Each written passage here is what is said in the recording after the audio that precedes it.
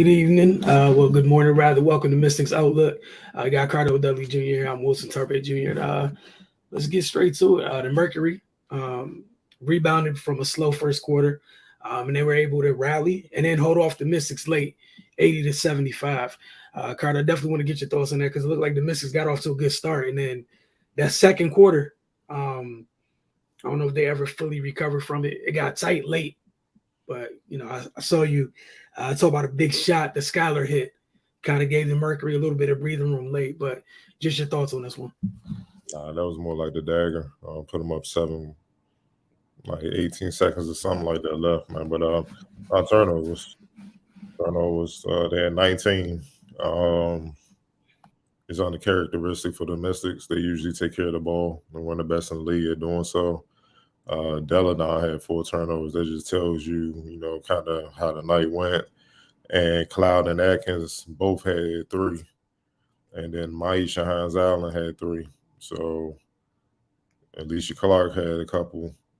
So, and Elizabeth Williams had a couple. So, your main ball handlers, main people that has the ball, turn it over. And that gave Phoenix life. They gave them obviously extra possessions to do what they needed to do, and they made them pay. And it wasn't just that. We just got to keep it real. Diana Taurasi and Skylar Diggins, they all played the Mystic Stars. It just comes down to that. And, they got off to a slow start. Mystics jumped on them, and you thought, all right, just maintain. And then that second quarter came. They were outscored 32-19 in that quarter, and then it's a game now. And and this isn't something new. Even against the Sparks, they could have blew out the Sparks, but they kept giving the Sparks life with just stretches where they would just turn the ball over, but then they would quickly rebound. And tonight is just the wrong team to do that against, considering who you playing against in the backcourt. Two of the best, you know what I mean? Skylar and Diana Taurasi, you get them ladies' life, they're going to snatch the victory from you, and that's exactly what happened, man. And then when they got going, Shea Petty got going. I don't know what it is about Shea Petty. She loves the Mystics. She loves the Mystics. She loves giving it to her former team, man. And, Sophia Cunningham, 13 points, 7 rebounds. It's just weird. This is a weird win. Because the Mystics bench, 17, 21 points. Mercury bench, 0. Yeah. So you got beat by the Mercury starters. It's just very uncharacteristic, man. Because normally when Deladon, this is normally the type of execution down the stretch we see when Deladon is out.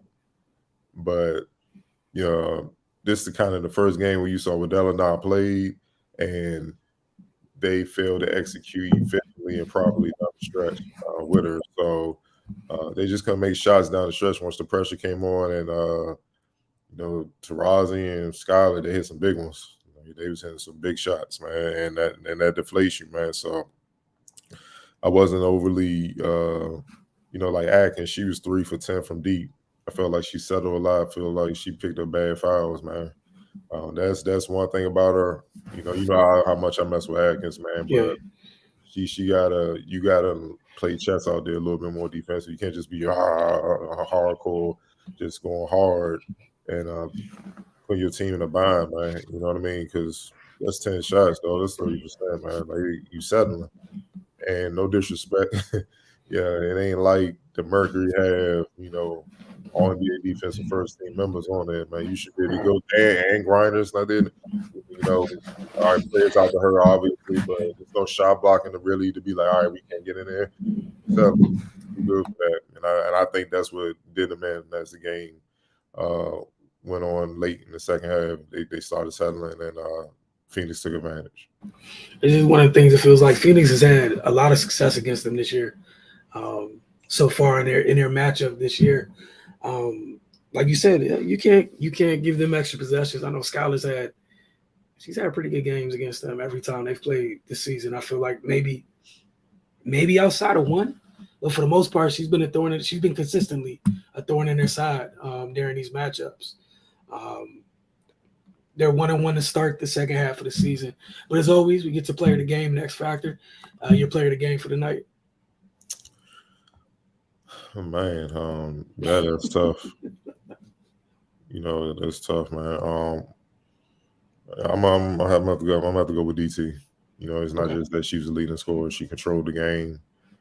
She was efficient, and she took it to aerial. She took it to aerial, man. Like I said, she's playing. She's the ultimate chess player, especially at this stage in her career.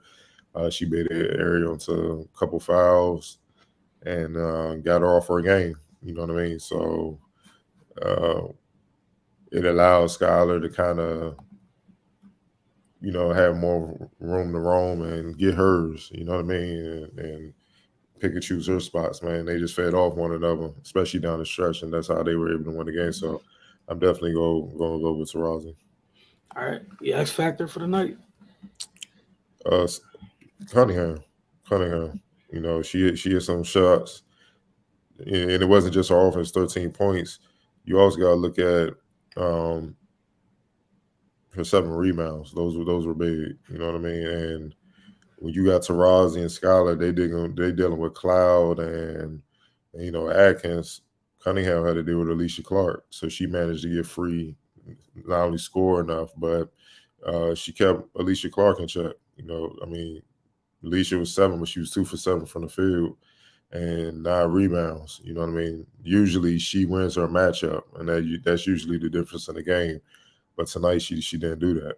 You know what I'm saying? So, like I said, they really just got beat by the Phoenix Mercury starters because they had 4 players in double figures. And you could say Shea Petty, but I'm just going with Cunningham because of the rebounds as well and the defense she played on Clark.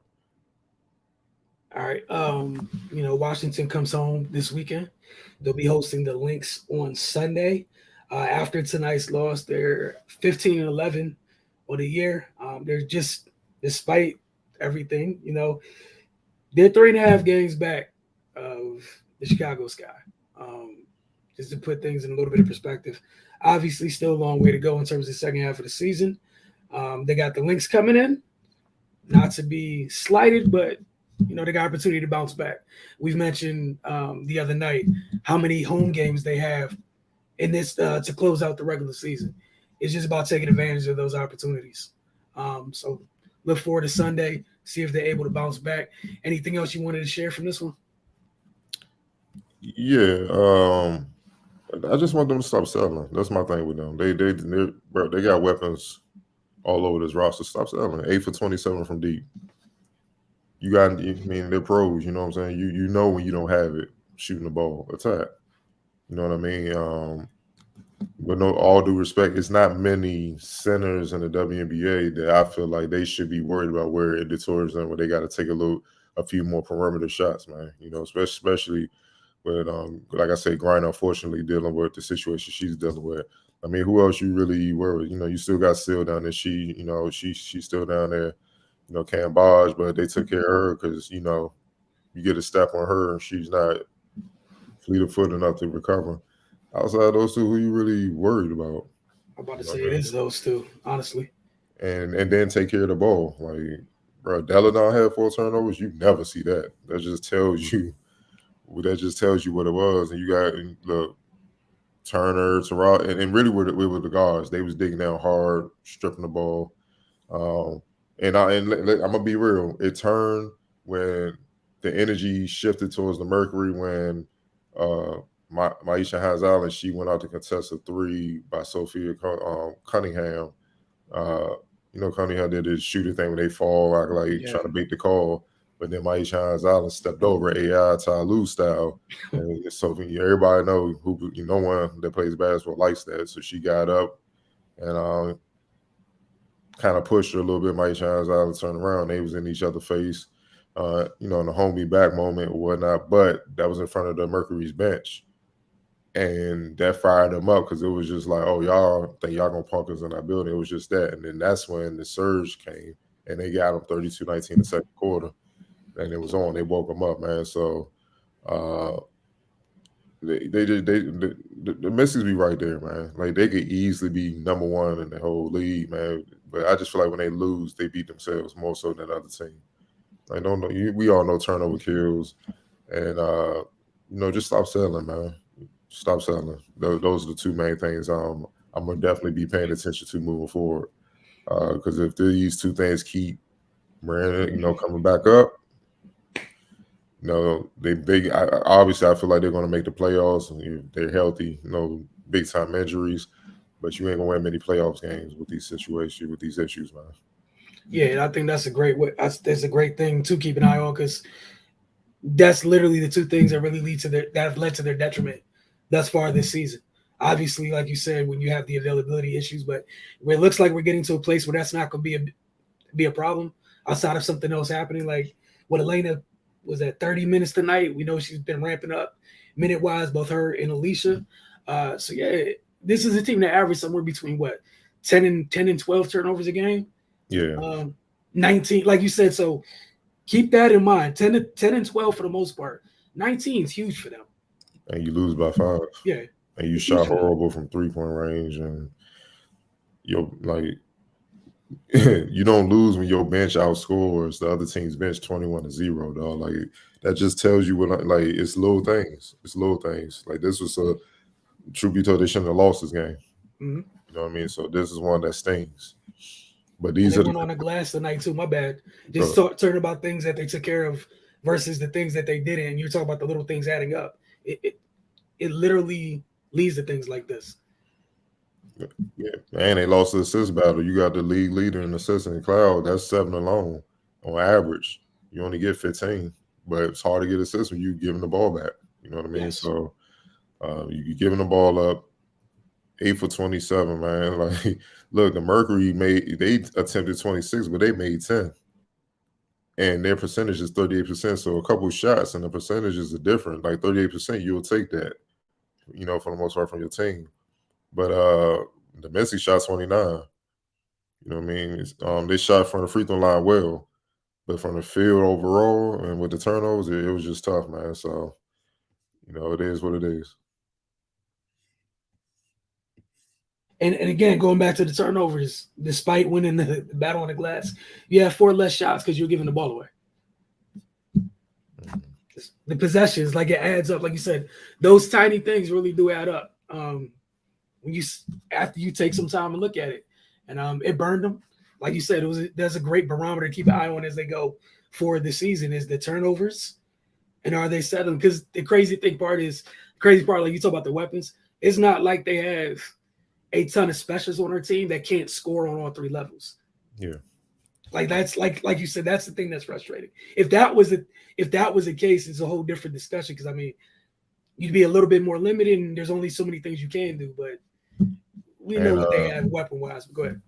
And lastly, this is the largest comeback this season from the Mercury. It's from 15 down. Yeah. And the Messi's. I know it got a sting because it's like, damn, we really, literally just kind of helped them beat us in a lot of ways. So they're a veteran team, been there, done that. I expect them to clean it up, man. But yeah, you saw these signs in the Sparks game, and even in Atlanta before the break. You know what I mean? But you just take it as they going in the break or something like that. You see it. You starting to see the little consistency with the issues, man, that they have to clean up, especially in this home stretch before the playoffs begin. Yeah, and that's the biggest thing is there's still time to right these wrongs and get these things taken care of heading into the playoffs. It's just a matter of can they do it? Because that was one of the things in 2019 was if like the moments that they had those lulls, they responded, and we didn't see those lulls that often.